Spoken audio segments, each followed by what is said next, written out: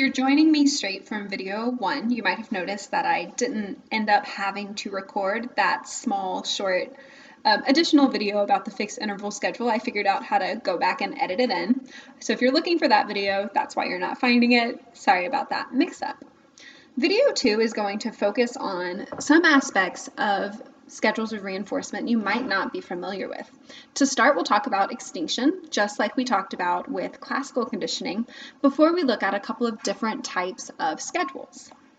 So, first things first. Extinction, again, refers to when a behavior is no longer performed.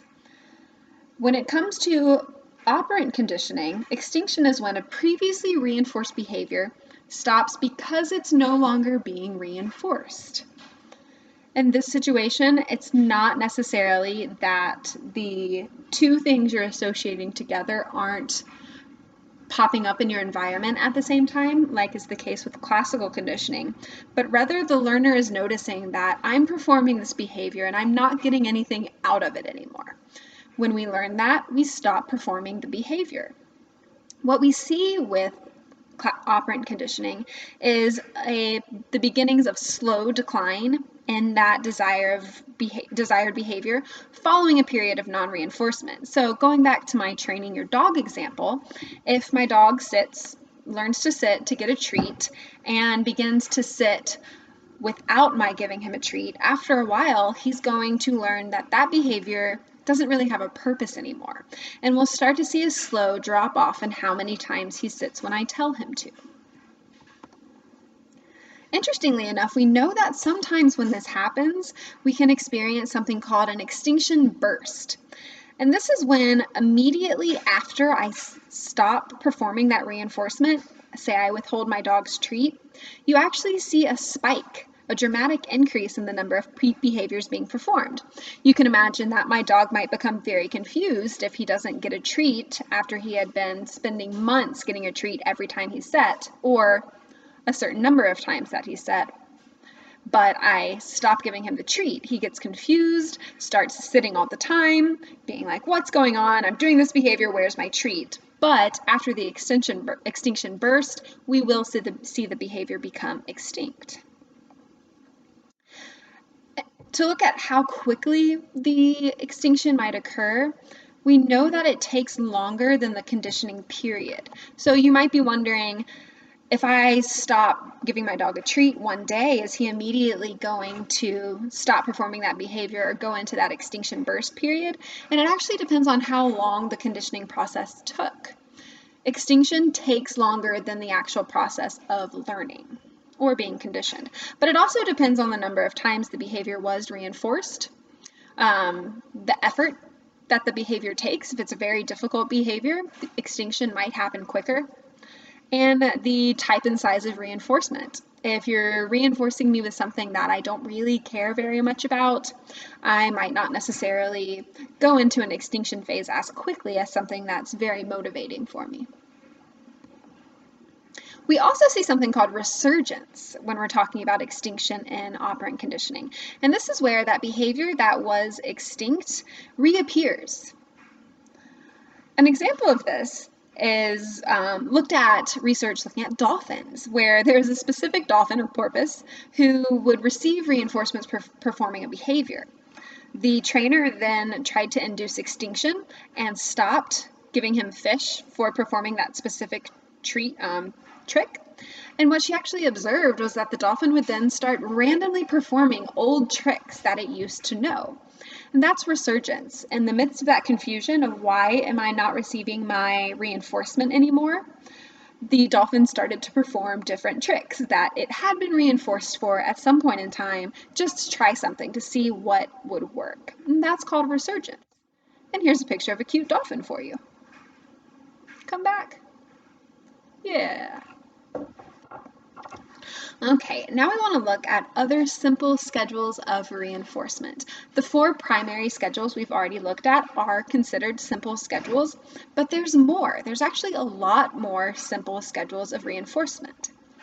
You might be wondering, if there's other ways we can base reinforcement, and the answer is yes, there's actually quite a few of them. The first one is called a fixed duration schedule, and this is when instead of the behavior having to occur a certain number of times, it has to last a certain amount of time. So maybe you have to practice piano for an hour before you get to have ice cream. That would be fixed duration. Variable duration happens the same way. The period has to last, or the behavior has to last a certain amount of time, but that amount of time varies or changes over time. Maybe one day after my daughter plays the piano for an hour, I give her ice cream. The next day, I only make her practice for 30 minutes, and then she can have ice cream. And then we have non-contingent reinforcement, and this is a very interesting one. This is when reinforcement is given regardless of whether or not the behavior occurred. Sorry about that one. This is not very effective. If you think back to what we learned about the principles of reinforcement, you have to have that degree of contingency, meaning that the stimuli that we're talking about here, the reinforcement and the behavior, have to be strongly associated with one another. When non-contingent reinforcement is used, we might still learn, but we do not learn as quickly or as strong because sometimes I get that reinforcement when I did not even perform the behavior in the first place. So although sometimes this is what we have to work with, meaning we can't really use a more establishing schedule, non-contingent reinforcement can still work, just not as well, typically speaking. So some non-contingent schedules: fixed time schedule, reinforcement after a set time, regardless of whether or not the behavior occurs. Variable time schedule, reinforcement around an average or an unset period of time, regardless of whether the behavior occurred. And again, not the best version, not the best schedule, but sometimes is what we have to work with. The next simple schedule we want to look at is something called a progressive ratio schedule, and this is very interesting and very effective. Progressive ratio schedule is when the rules change over time.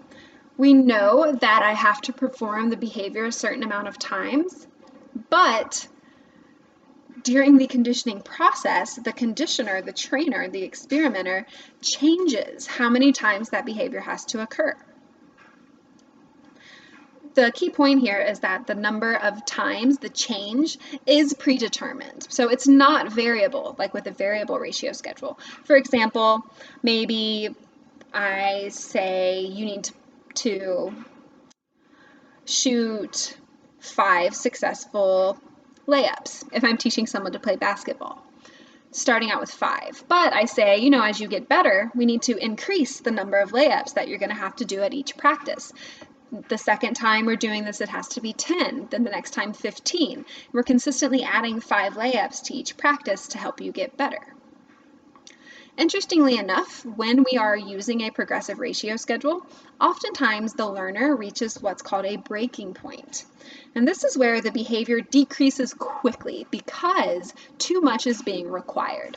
For example, if I said, or we worked our way up to, you have to perform 100 layups before you can leave basketball practice today, that might prompt my athlete to reach a breaking point, and we'll see a steady decline in the number of behaviors. So the next question I want to ask you, and this is something you might have thought about while we're going through this: why do we perform behaviors for small rewards? Think about it for a second. When we were in school, we would do our homework, answer questions, not misbehave in class for simple things like getting a gold star. We often perform behaviors for very small rewards. A small reward is something called a thin schedule. And the key here is looking at that ratio, reward to behaviors. A thin schedule is one that requires many behaviors in order to get your reward. Making your athlete do 100 layups just so he can leave practice or she can leave practice. That would be a very thin schedule. We know that we can engage in something called stretching or stretching the ratio, where over time we increase the amount of behaviors that are necessary for a reward to be received. For example, we might start with a continuous reinforcement schedule. We'll see a very quick increase in the number of behaviors that are performed. And it might not necessarily take a very big reward because we're getting so much of it. But over time, I bump up the number of behaviors needed to perform the behavior. Fixed ratio 3, 5, and then at the end, you have to do the behavior 12 times before you get your reward. This is called stretching the ratio, and it's actually a very effective way to maintain a behavior over time. If you start with small rewards and over time require more and more of the behavior, the learner learns that they need to do the behavior that many times, and it can be more long-lasting. But you have to be careful here. When we're stretching the ratio, it's possible to experience something called ratio strain. And this is when if you increase the required ratio too much or too quickly, the performance will break down and we'll see another drop off in the number of behaviors occurring. You can't expect someone who one day was only required to shoot one layup to shooting 100 the next day. That's not good for learning and is called ratio strain. The last thing we want to look at are compound schedules of reinforcement. And this is also really interesting. There's 6 different compound schedules that we want to look at. The first one is a multiple schedule. Sorry about that. A multiple schedule is when we're operating on 2 or more simple schedules. And each schedule is associated with a separate stimuli. So I have to perform one behavior 5 times on a fixed ratio schedule to get one reward, but in order to get another reward, maybe we're using a variable interval schedule.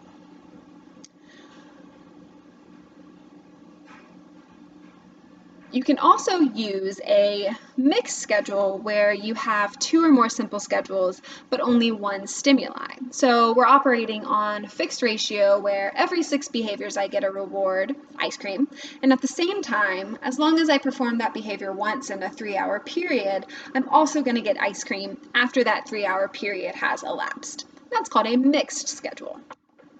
Next, we have a chain schedule, and this is where we're reinforced at the completion of a series of schedules. Again, each schedule with its own stimuli. So imagine you had a multiple schedule where you had 2 different stimuli going. At the end of completing that chain, 6 days, 6 behaviors, each day, over time you get another reward at the end or reinforcement. The next type of compound schedule is a tandem schedule. And this is like chain, where we're reinforced at the completion of a series, but this time there's no separate stimuli. You get that same reward at the end of each part or component to the series of schedules. Next, we have a cooperative schedule. And this one's very interesting because instead of looking at the behavior of one learning, the reinforcement depends on the behavior of multiple people or group work. And the combined total number of behaviors is what causes the reinforcement. You can think about a group project here. Each team member has to perform a certain number of behaviors, a certain number of tasks. And at the end of that period, if everyone did all of their work, you get a good grade. That's a cooperative schedule of reinforcement.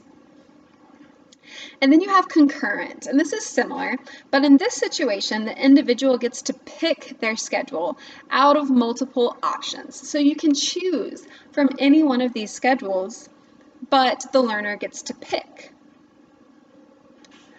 There's one last thing I want to leave you with before we finish looking at schedules of reinforcement, and that's something called the partial reinforcement effect. One thing we know about reinforcement is that behavior, when it's reinforced on an intermittent, so non-continuous, any of these very specific non-continuous schedules we looked at, it's less prone to extinction. So if you think back to the first part of the first video, I mentioned that continuous schedules cause the quickest acquisition of learning. We learn quicker.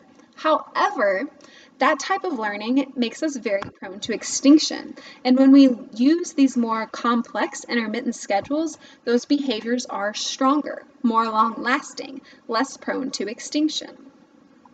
One important practical application I want you to think about here, why this information is important to know. Imagine you are in therapy with someone who you're trying to get them to quit smoking, okay? If the therapist is using thin reinforcement, it might not necessarily work, okay? So the therapist with thin reinforcement after the client has a firmly established behavior, that means that once we've established healthy behaviors in regard to smoking at this time, you can start to thin that reinforcement a little bit. So you start with the continuous. You get them to kind of break the ice, develop that important behavior. But if we leave it there, where they're reinforced maybe after every day that they do something other than smoke, after every time they do something other than smoke, they get a reinforcement. If we were to stop there, that behavior would be very prone to extinction and the client might start smoking again quickly. But if we start there and then engage in that thinning of the reinforcement that we talked about, we can develop a much stronger behavior. One aspect of this is called the frustration hypothesis, and this is something we're going to look at a little later, but I want to start talking about it here. The frustration hypothesis states that this happens. Continuous reinforcement is prone to extinction and non-continuous isn't because we're used to being frustrated. Okay? When we're using continuous reinforcement, we do not become used to that period of non-reinforcement. So when it happens, we're unfamiliar with it, it causes us frustration, and we're much more likely to stop that new behavior. So I want you to think about that when you're planning your behavioral modification project. Are you using the right type of reinforcement? And are you thinning it appropriately?